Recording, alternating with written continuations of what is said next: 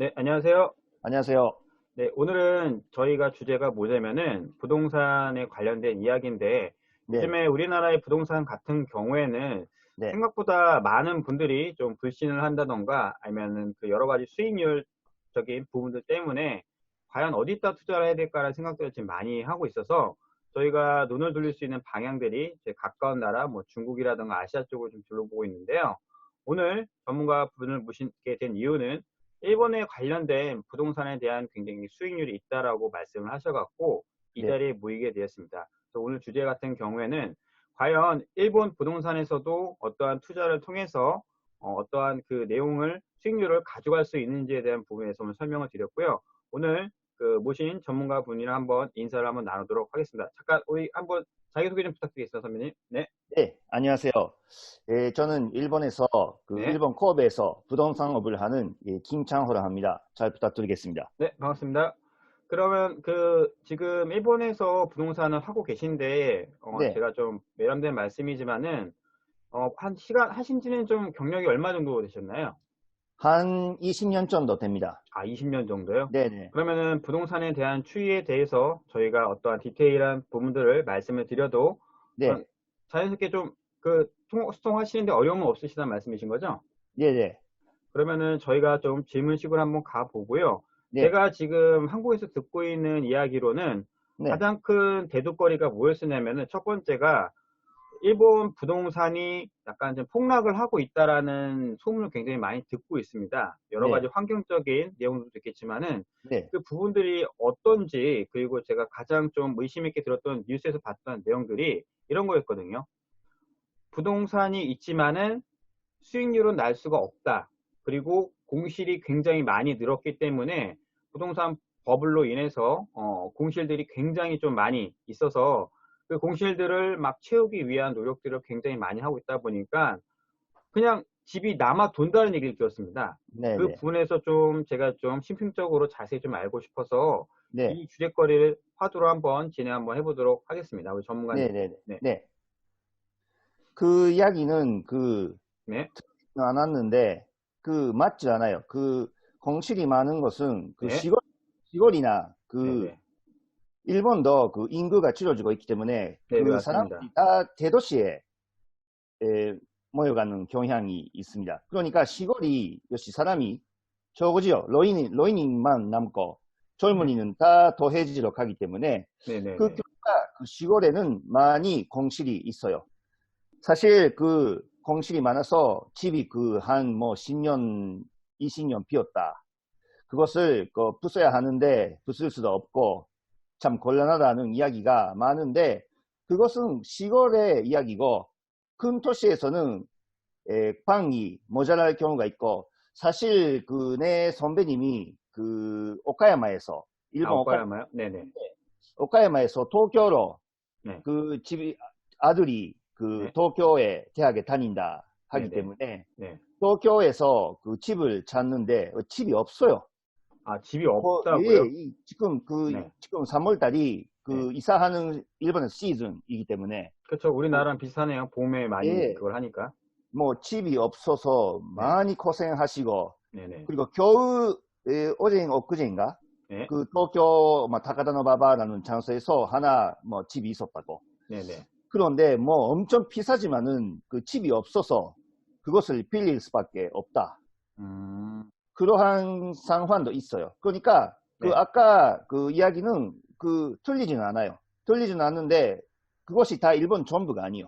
아, 그러면 어쨌든 그 뉴스에 나왔던 내용이 전부 다 거짓말은 아니다라는 말씀이신 거죠? 네네네. 부동산이 버블이 많이 일어나서 어쨌든 뭐 주택가라던가 오피스텔이라든가 이런 상가 관련된 공신들이 굉장히 많고 실제로 그거를 무료로 들어갈 수 있다라고도 제가 들었는데 그 사실은 어쨌든 맞다는 말씀이신 건가요? 네네. 그러니까 시골에 네, 집이 비어 있어서 네, 집이라는 것은 사람이 안 살면은 그렇죠. 점점 더럽게 되고 네, 네, 상하기 때문에 네, 맞습니다. 어떻게든 공짜로라도 네, 살아주는 것이 네, 집을 보정하는데 좋기 때문에 네, 네. 시골을 하면 정말 시골이야.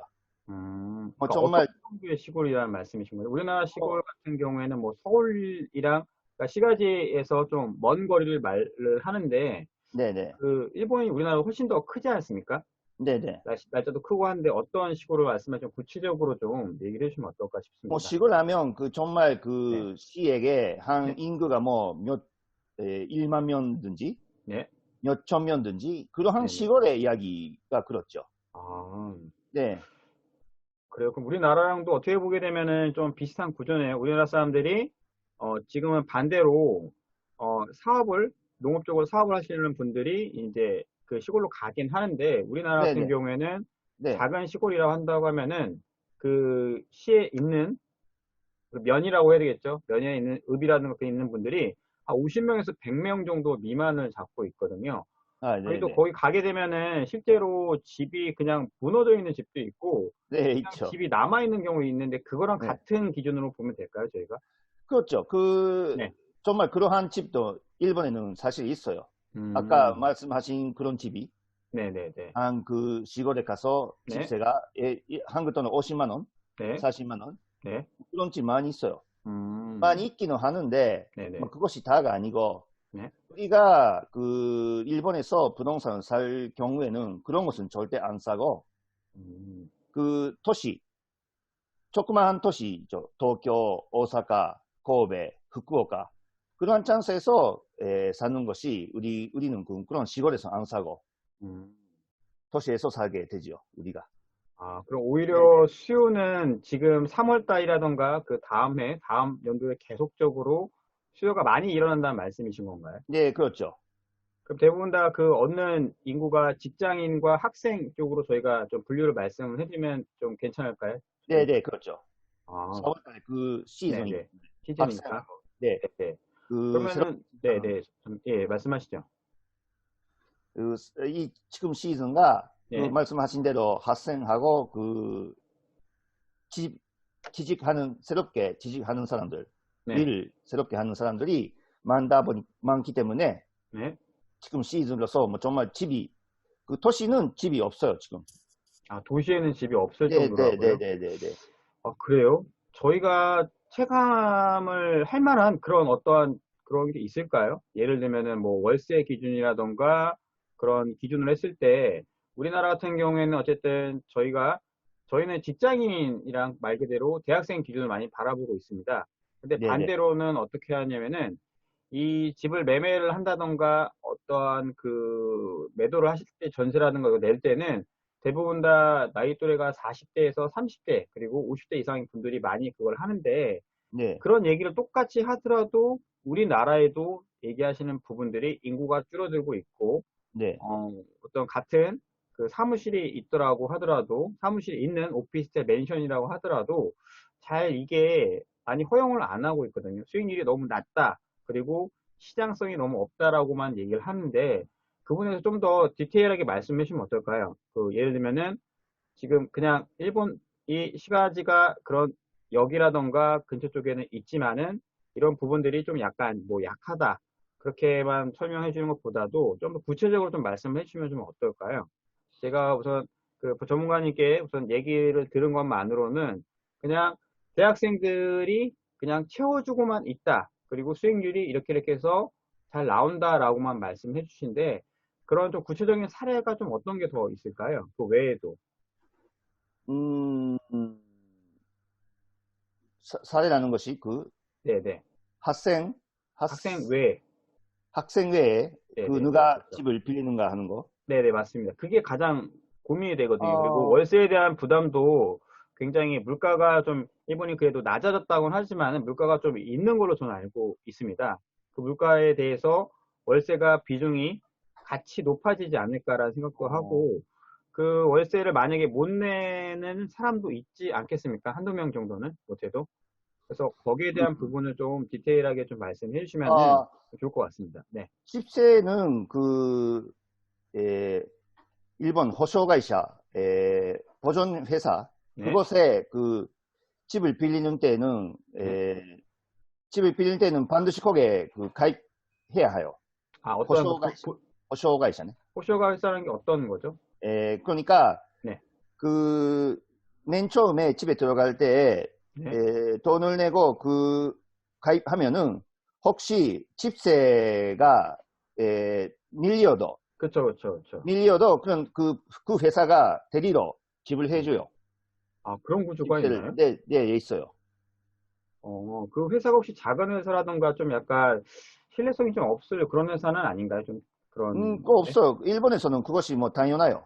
아, 당연한 네, 그런, 네. 그러니까 어, 그 집을 네, 가지고 있는 오너는 네, 그 호쇼회사, 네, 보증 회사를 네. 통과하지 않으면은 집을 안 빌려줘요.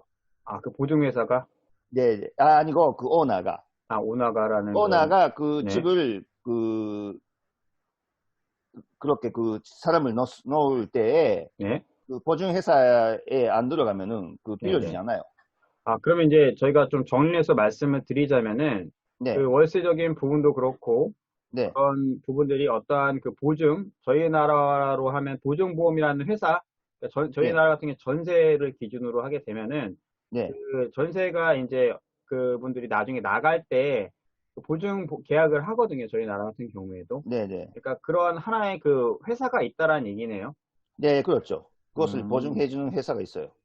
그러면 오히려 우리나라보다도 좀 그런 월세를 못 받는 그런 것들에 대한 내용들은 많이 케어가 되어 있다는 말씀이신 거죠? 예, 그것은 저도 많이 가지고 있지만도 네네. 그 보증 회사를 다 넣기 때문에 네네. 집세가 안 들어간다는 것이 없어요.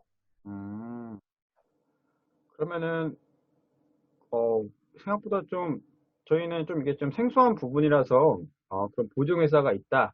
네, 아, 네, 알겠습니다. 그럼 우선은 저희가 궁금한 부분은 여기까지였고요. 네, 저희가 우리 전문가님과 함께, 지금 부동산이, 우리나라 같은 경우에도 그렇고, 일본을 많이 쫓아가고 있다라는 내용을 좀 많이 듣고 있는데, 네, 우리나라 부동산은 지금 생각보다, 뭐라고 해야 되지? 많은 분들이 부동산을 뭐 경매 아니면은 그냥 뭐 땅으로 지금 가고 있는 추세입니다. 그렇다고 네, 한다고 하면은 일본 부동산이 어쨌든 수익률이 나온다는 얘기는 어떠한 그 투자 관점에서 봤을 때 가장 조금 그 투자가 좀 많이 되고 있는 부분들이 일본에 있는 그 시가지에 있는 어떠한 그 오피스텔이라던가 뭐 어떤 그 빌라라 그걸로라고 제가 얘기를 좀 이해하면 괜찮을까요? 네, 그렇죠. 아, 그래요? 그러면은 수익률은 대충 얼마 정도가 나올까요? 만약에 저희가 그 투자를 한다고 했을 때. 수익률은 여러 가지 있는데 네네.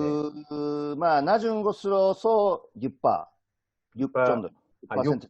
6%요? 네네. 네, 높은 것은 한 10% 아니면 15%라는 것도 있는데 네. 그 15%예요? 있어요, 있어요. 그런데 15%는 지금 현재 15%이고 네. 그 지금 사람이 나가면은 네. 그 15%를 보장할 수 있는지 없던지는 조금 알 수 없어요. 아, 그래요? 예, 그리고 그러면은, 네네. 그런데 그 수익률이 낮아지면은 네. 그 지금 들어가고 있는 사람이 나가서도 네. 뭐 들어가는 가능성이 높아요. 그러니까 그러니까 월세가 수익률이 낮아진다는 말씀이신 건가요, 그럼? 그러니까 네. 수익률이 낮으면 낮을수록 네. 그 월세의 보장이 쉽다. 아, 월세 보장 쉽다. 지금 그 일본 돈으로 네. 10만 엔, 네. 한국 돈으로 100만 원, 네. 100만 원으로 대출하고 있다 하면은 네. 수익률이 낮으면 낮을수록 그 다시 100만 원으로 네. 그 모집받아 들어가는 가능성이 크요. 네. 네. 근데 그 15% 것은 지금 월세가 있어도 그 사람이 나가면은 네. 같은 월세를 받기가 힘들지요. 음, 그러니까 수익률이 높으면 높을수록 리스크가 많아요. 그러니까, 낮으면 낮을수록 네네. 리스크가 적은데 네. 그것은 그 부동산을 사는 사람의 어떤 부동산을 갖고 싶은가에 네네. 따라서 네. 수익률을 결정하면 되는 거 아닌가 뭐, 싶은데. 저희야 뭐 항상 수익률이 높은 부동산을 원하는 사람들이 거의 90%니까, 네네네. 그럼 그렇게 제가 우선 알면 되겠고요. 그러면은 저희가, 지금 이런 부분에서 말씀을 드렸는데, 네. 제가 조금 더 심층적인 부분으로 한번 좀 말씀을 좀 드리자면은, 네. 지금 우선 시간이 좀 흘러갔기 때문에, 저희가 다시, 2부 시간에 다시 한번 뵙고서 이 내용을 좀 설명을 드릴 거고요. 네. 2부 주제는 좀 이렇게 잡으면 어떨까요? 진짜 그렇게 수익을 어떻게 해서 우리나라 사람들이 이렇게 잘 낼 수 있고, 그리고 실제로 보유하고 있는 부동산에 대해서도 한번 약간에 대한 그런 부동산을 하고 계시고 있으시니까 네. 어떤 분들이 많이 투자를 하는지에 대해서 한번 설명할 시간을 한번 가져보도록 하겠습니다. 그럼 네네. 오늘 시간은 여기까지고요. 시청해주신 분들 여러분들 너무 감사하고 인사로 우선 마음을 짓고 2부 때 다시 한번 뵙도록 하겠습니다. 감사합니다. 네, 감사합니다.